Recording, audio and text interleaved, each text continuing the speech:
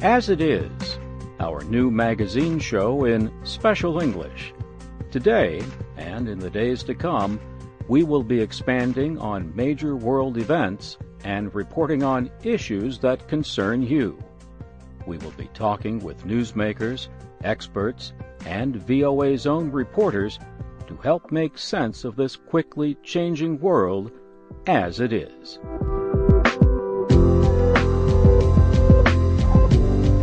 Hello, I'm your host, Faith Lapidus. Today on As It Is, we look at the continuing conflict in Burma's Kachin State and calls by human rights activists for the government to take action.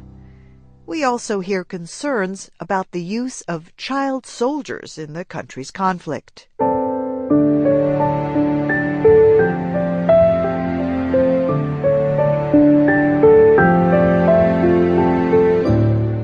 Human Rights Watch has called on Burma's army to cease attacks against rebels in the northern state of Kachin. The group, based in New York, also called on military forces to allow humanitarian aid to reach people at risk. Jim Tedder has more.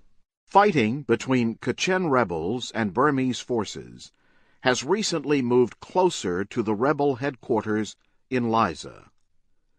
The area has large populations of displaced people. Rights groups say artillery attacks and airstrikes by the military have hit civilians and violated international humanitarian law.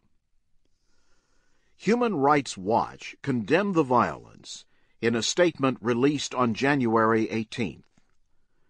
It called on the government in Burma to take action. Phil Robertson is the deputy director of the Asia Division of Human Rights Watch. They need to take appropriate cautions to make sure that they respect the laws of war and they end unlawful attacks against civilians. Particularly, we're calling on President Thein Sein to say that. He should order his commanders to ensure that the laws of war are followed. Aid workers in the area say the Burmese army has carried out almost daily strikes using helicopter gunships and artillery. Most of the attacks have taken place in large population centers near the Chinese border.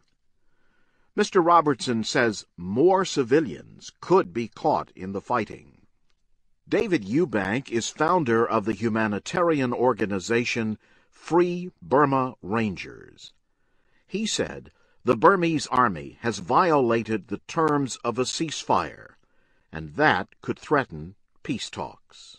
The Burma army wants to not only hold on to what they've got, they want to expand their control. If the ceasefire falls apart because of the ability to move supplies and strengthen their positions during the ceasefire, they'll be even in a stronger position. Or if the ceasefire keeps holding on, they'll be able to negotiate terms more favorable to the control of the Burma army.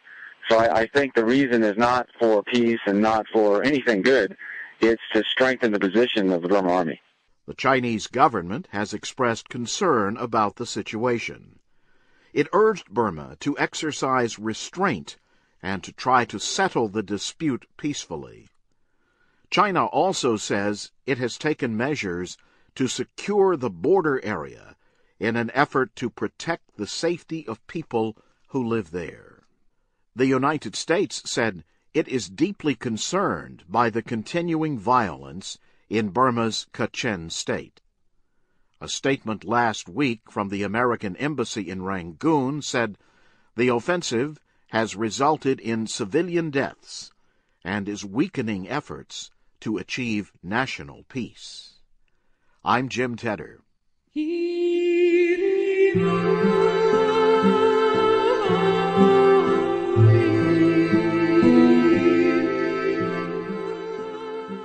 Hundreds of thousands of children are estimated to be used as soldiers around the world. Some are kidnapped by rebel groups and forced to fight. Others are sold into the service of government armies. Burma has repeatedly promised to end its use of child soldiers.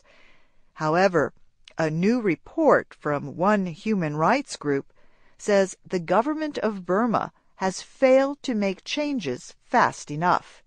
Katie Weaver has our report. The London-based group, Child Soldiers International, has released a new report. The report noted some improvements in human rights in Burma following reforms by President Thein Sein. But it also said the country continues to use children in its Army and Border Guard forces. And the report said armed opposition groups still recruit children as fighters. Burma signed an agreement with the United Nations last June that dealt with child soldiers. The agreement called for Burma to identify and release children from fighting. But Child Soldiers International says Burmese officials have moved too slowly, and it says rebel groups have not made much progress either.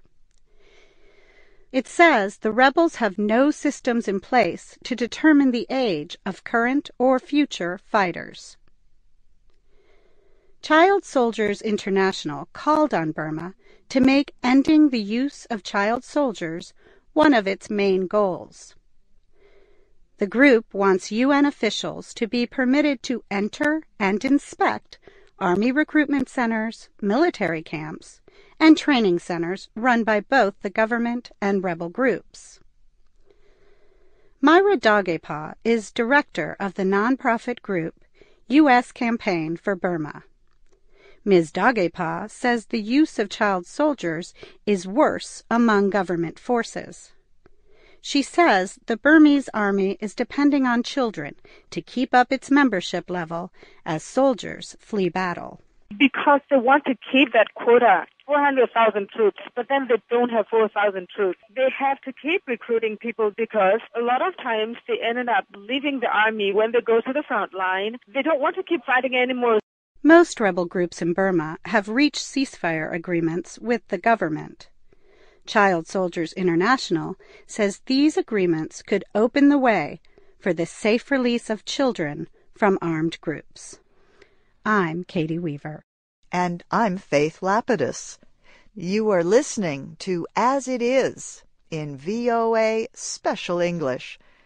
A child soldier is anyone under the age of 18 who has been recruited or used in conflict by armed state forces or non-state groups.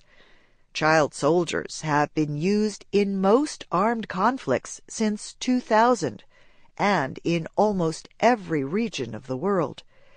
The girls and boys serve as fighters, spies, suicide bombers, and human shields.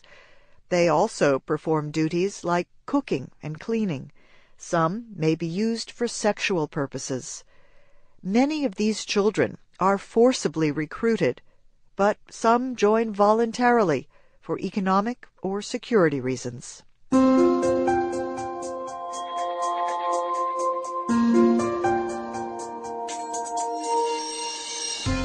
And that's As It Is for today.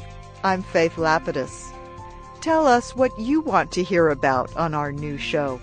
We want to cover the issues and ideas that matter to you in your world as it is. Let us know. Send an email to special@voanews.com or go to our website, learningenglish.voanews.com, and click on Contact Us.